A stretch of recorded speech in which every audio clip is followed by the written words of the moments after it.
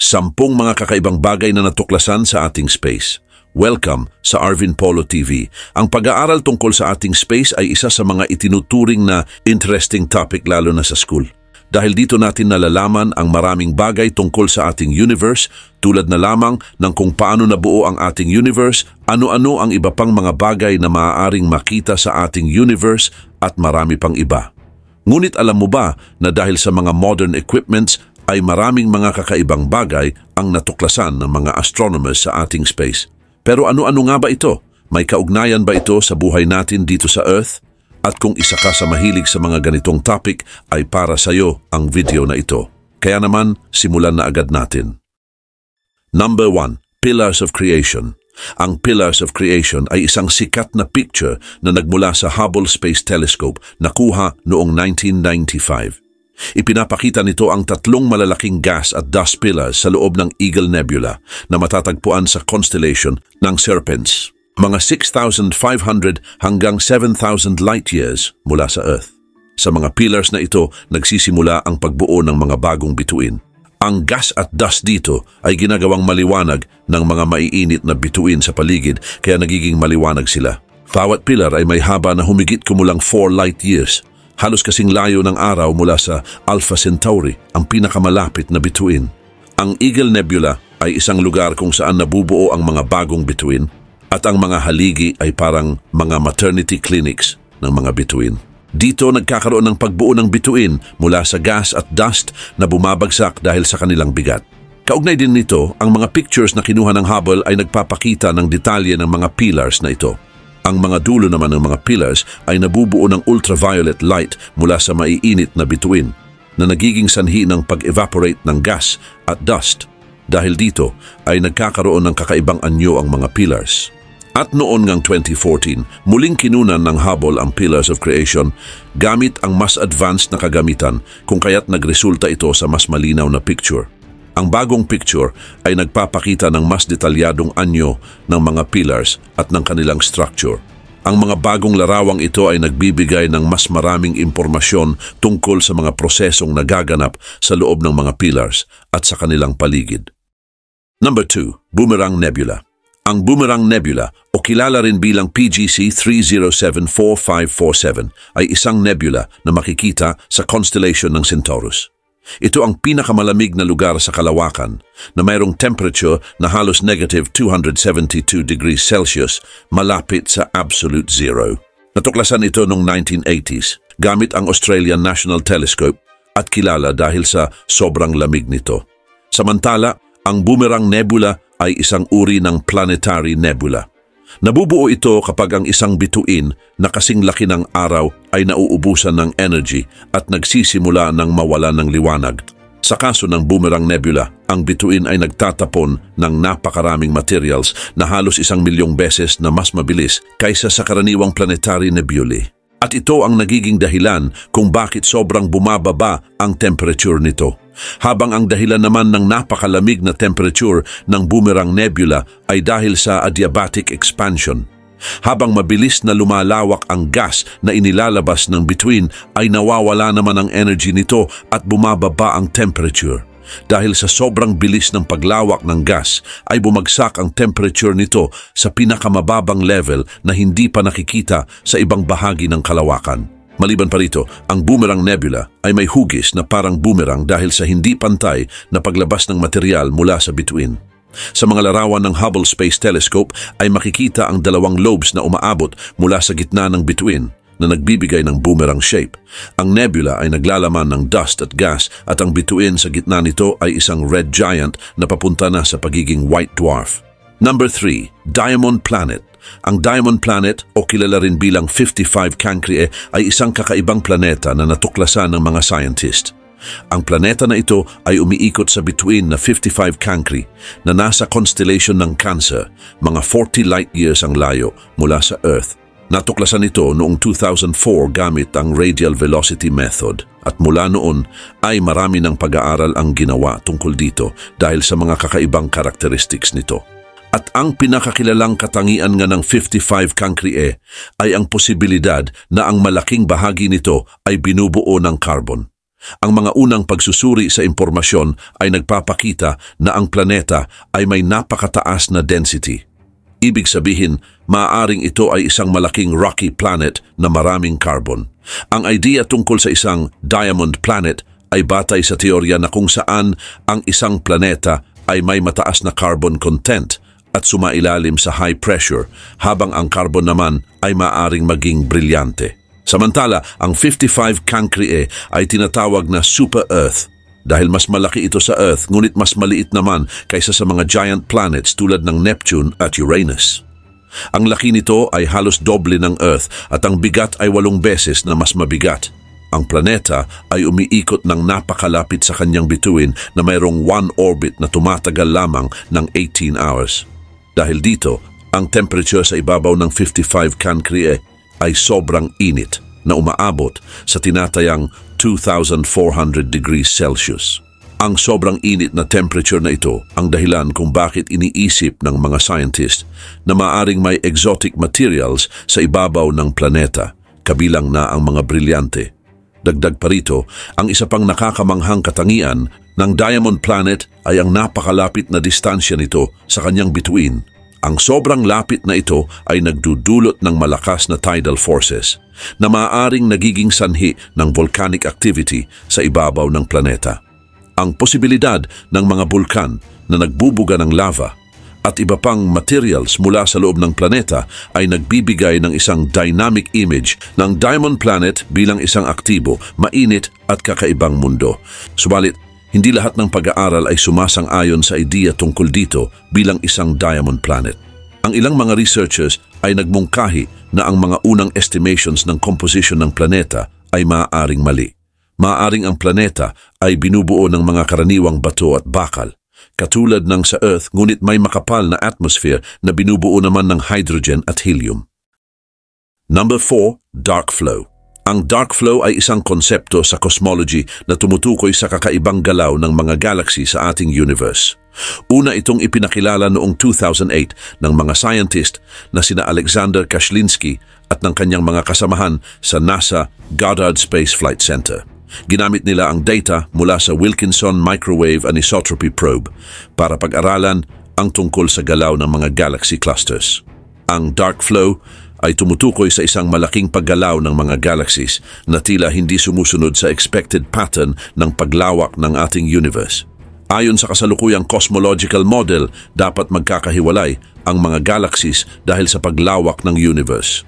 Pero ang dark flow ay nagpapakita ng motion kung saan ang mga galaxies ay tila nagkakaroon ng parehong direksyon ng paggalaw patungo sa isang partikular na bahagi ng kalangitan at para bang may humihila sa mga ito na hindi natin nakikita.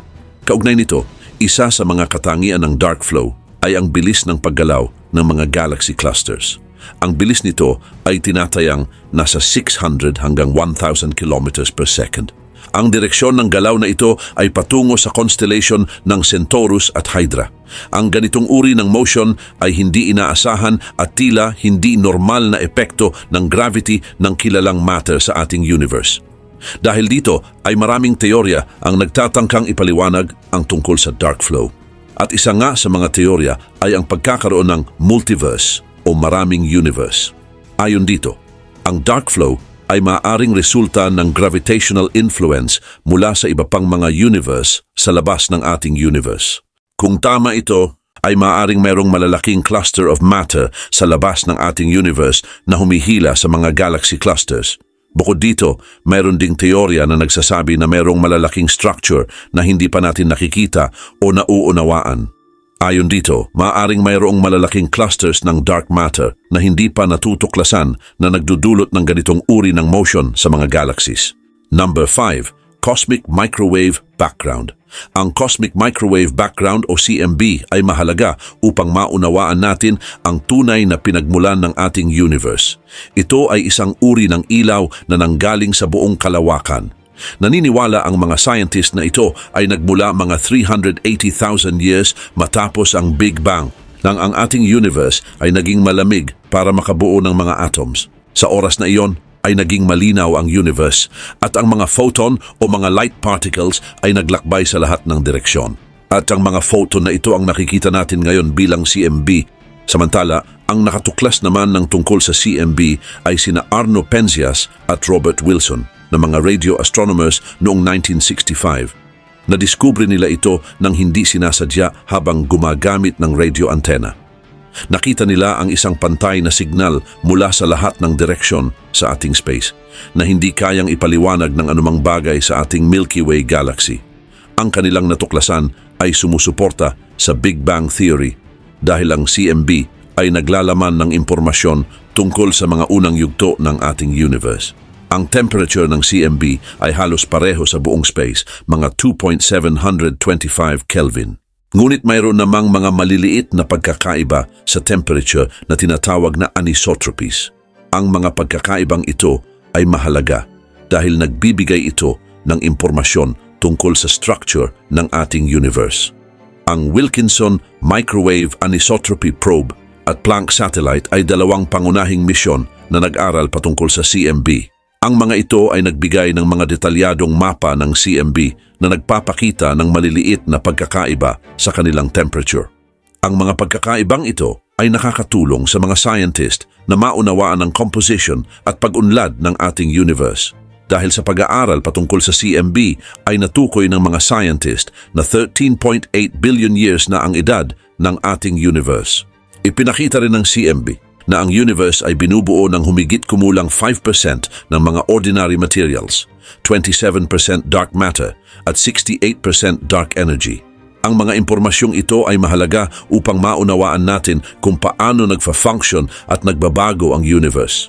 At ang isa nga sa mga tanong na sinasagot ng cosmic microwave background ay kung bakit halos pare-pareho ang temperature sa iba't ibang bahagi ng outer space. Ayon sa teorya ng inflation, noong mga unang sandali ng ating universe ay nagkaroon ng napakalaking expansion.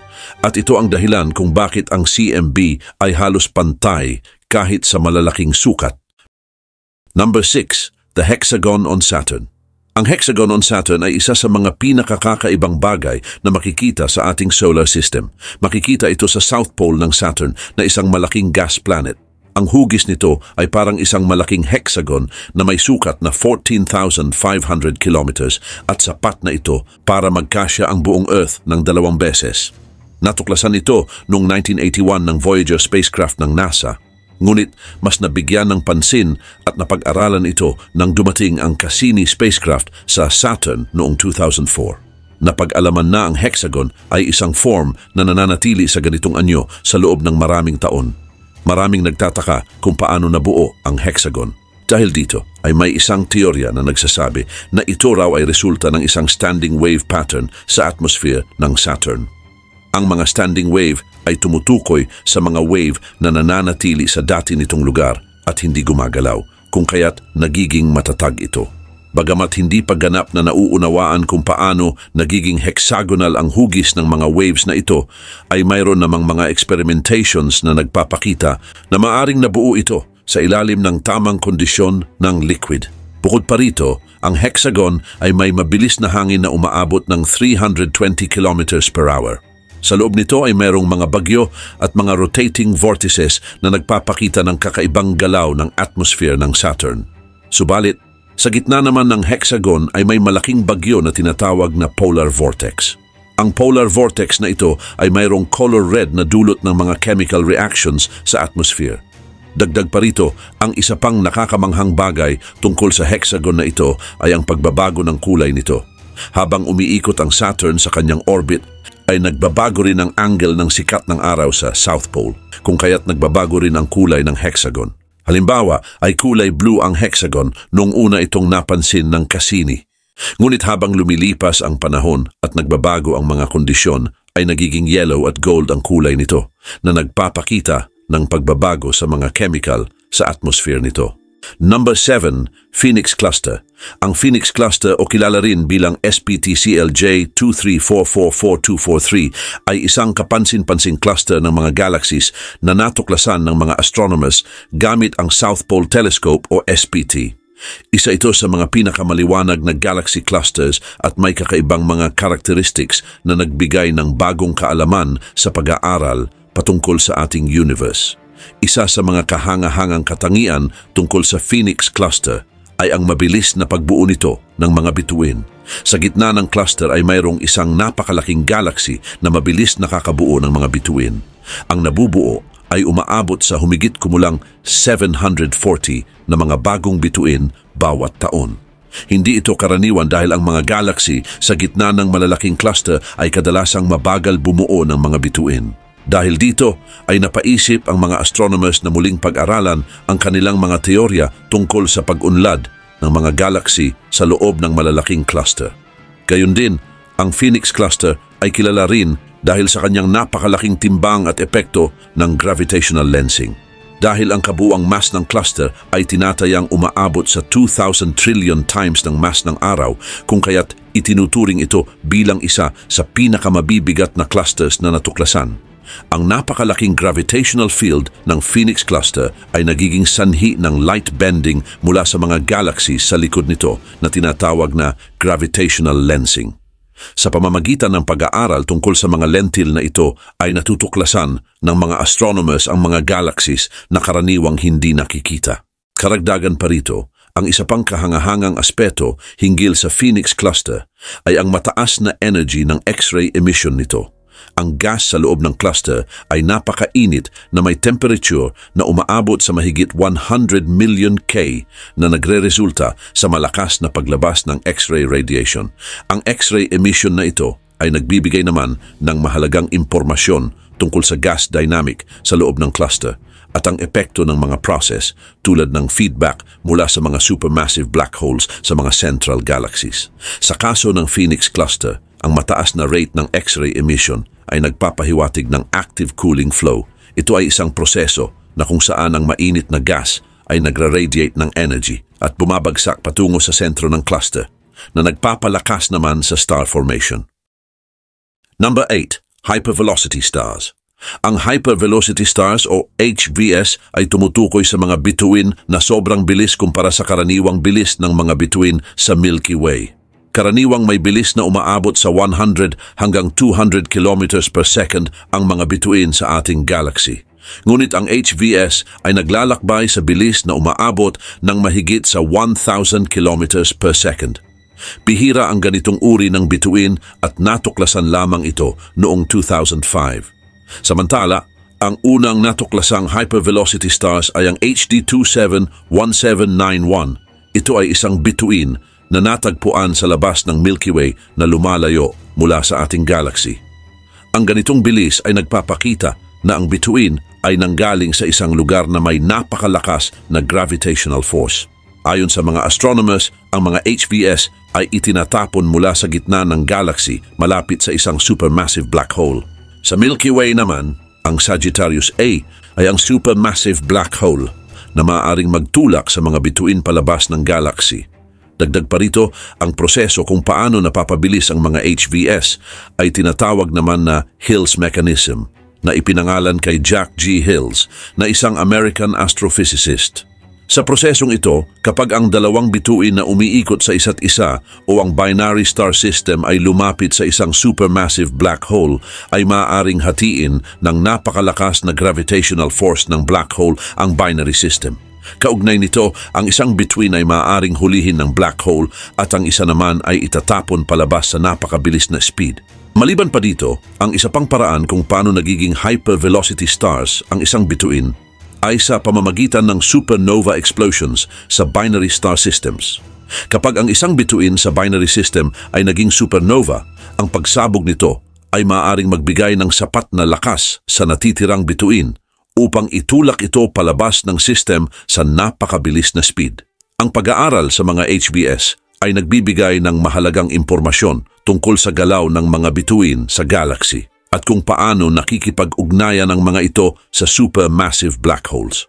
Sa ngayon ay mahigit 20 HVS na ang natuklasan ng mga astronomers.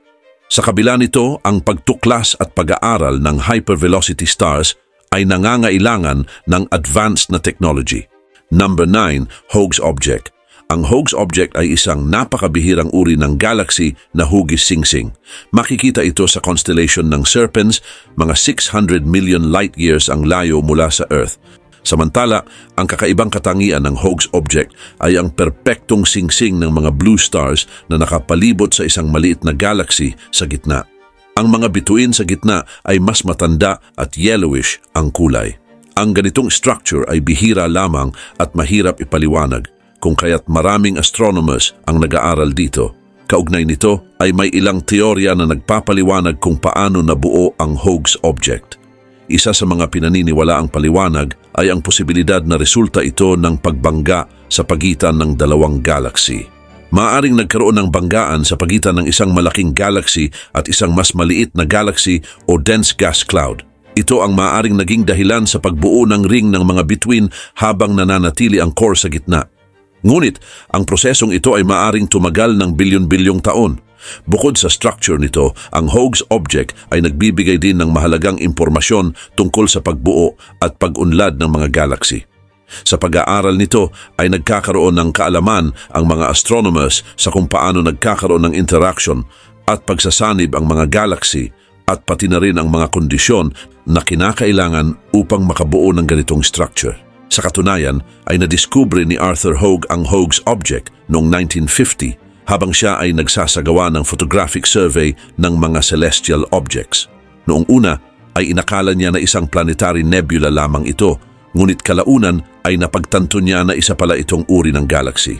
Dahil na rin sa mga makabagong telescope at technology ay mas maraming detalye ang natuklasan tungkol sa structure at composition ng Hoag's object. Gayun din, ang mga pag-aaral gamit ang Hubble Space Telescope ay nagbibigay ng mas malinaw na larawan ng Hoag's object. Nakita nila ang mga detalyadong bahagi ng kanyang ring at core.